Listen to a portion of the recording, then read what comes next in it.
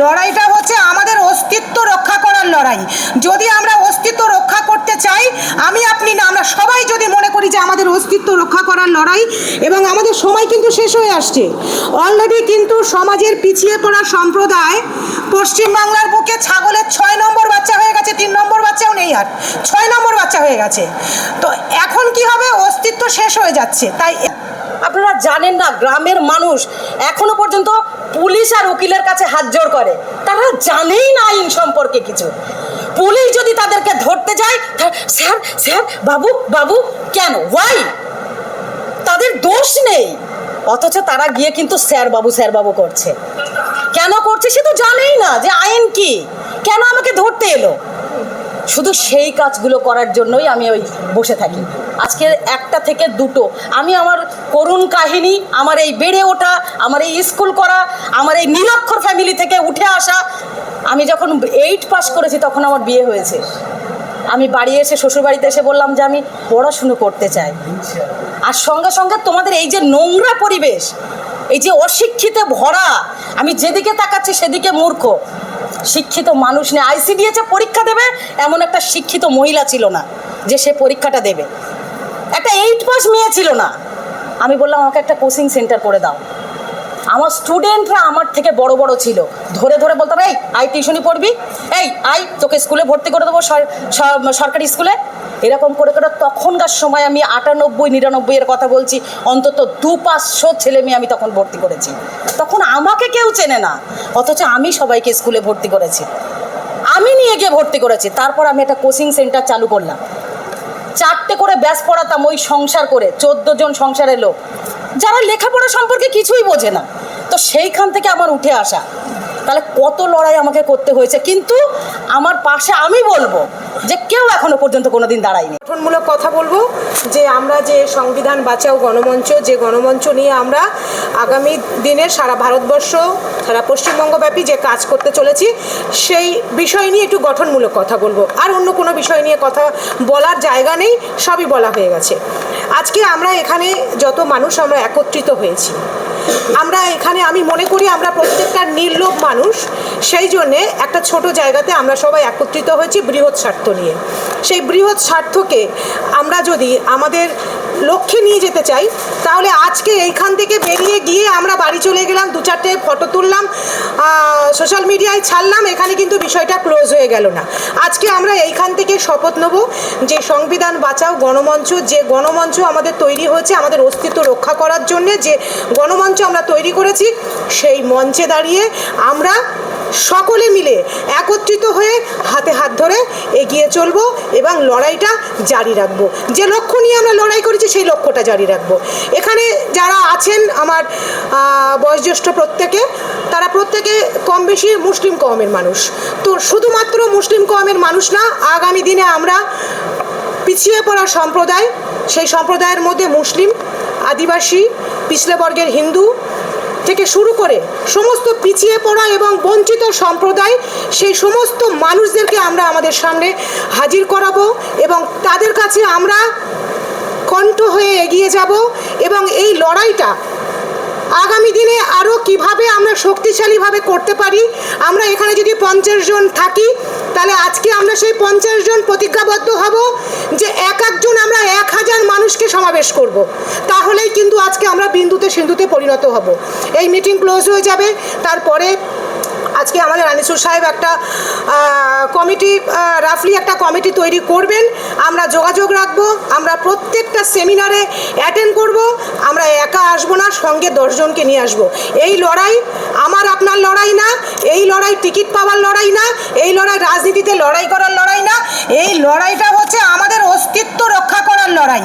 যদি আমরা অস্তিত্ব রক্ষা করতে চাই, আমি আপনি না, আমরা সবাই যদি মনে করি যে আমাদের অস্তিত্ব রক্ষা করার লড়াই, এবং আমাদের সময় কিন্তু শেষ হয়ে আসছে অলরেডি। কিন্তু সমাজের পিছিয়ে পড়া সম্প্রদায় পশ্চিমবাংলার বুকে ছাগলের 6 নম্বর বাচ্চা হয়ে গেছে, 3 নম্বর বাচ্চাও নেই, আর 6 নম্বর বাচ্চা হয়ে গেছে।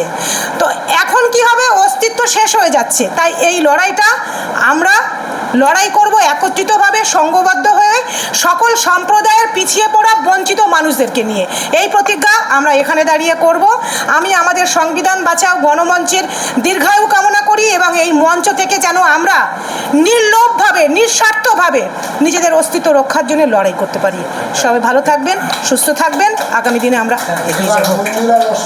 আসসালামু আলাইকুম।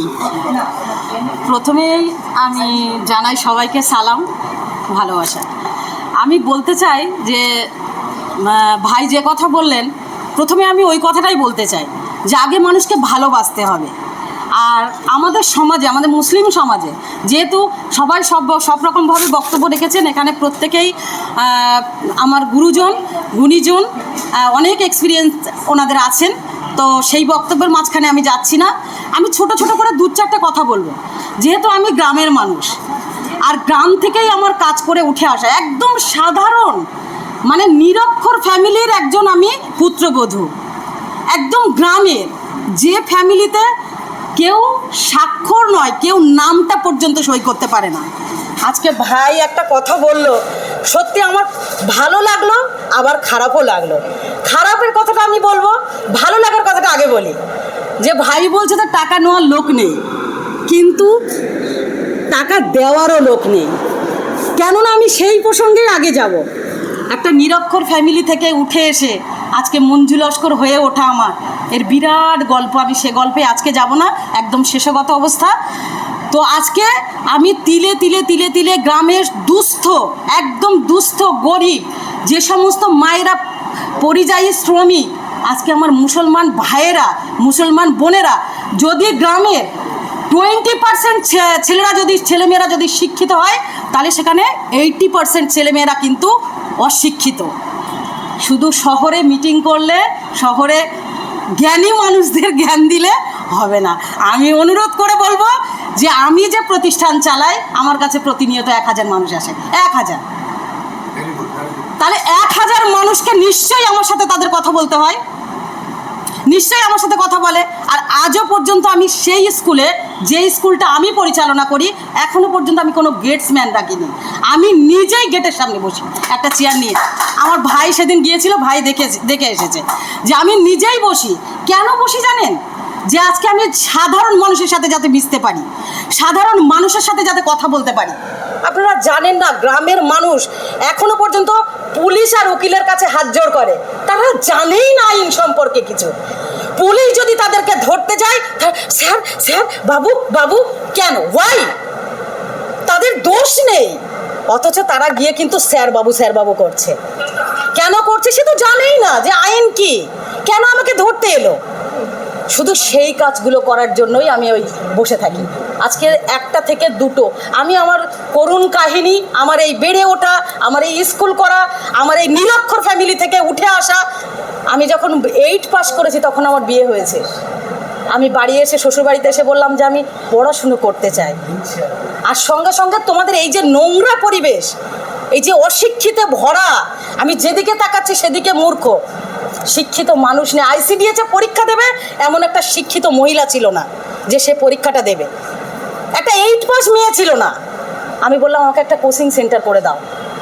আমার স্টুডেন্টরা আমার থেকে বড় বড় ছিল, ধরে ধরে বলতাম, এই আই টিউশনি পড়বি, এই আই তোকে স্কুলে ভর্তি করে দেবো, সরকারি স্কুলে। এরকম করে করে তখনকার সময় আমি 98-99 এর কথা বলছি, অন্তত 200-500 ছেলে মেয়ে আমি তখন ভর্তি করেছি। তখন আমাকে কেউ চেনে না, অথচ আমি সবাইকে স্কুলে ভর্তি করেছি, আমি নিয়ে গিয়ে ভর্তি করেছি। তারপর আমি একটা কোচিং সেন্টার চালু করলাম। 4টে করে ব্যাচ পড়াতাম, ওই সংসার করে 14 জন সংসারের লোক, যারা লেখাপড়া সম্পর্কে কিছুই বোঝে না। তো সেইখান থেকে আমার উঠে আসা। তাহলে কত লড়াই আমাকে করতে হয়েছে, কিন্তু আমার পাশে আমি বলবো যে কেউ এখনো পর্যন্ত কোনোদিন দাঁড়ায়নি।